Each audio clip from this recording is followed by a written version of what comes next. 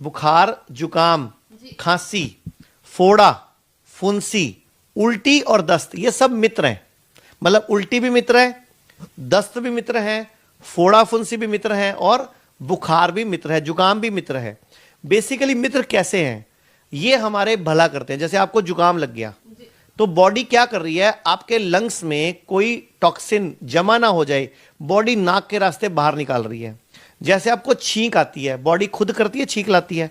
मतलब कोई virus body में या धूल का कण बॉडी में घुसने की कोशिश कर रहा था, बॉडी ने कहा नहीं तू मुझे नहीं चाहिए, एक प्रेशर से, एक स्पीड से उसको फेंका ताकि वो, और छींक की स्पीड लगभग 120 मील प्रति घंटा होती है। तो इतनी स्पीड से छींक क्यों आ रही है? ताकि वायरस दूर चला जाए मुझसे।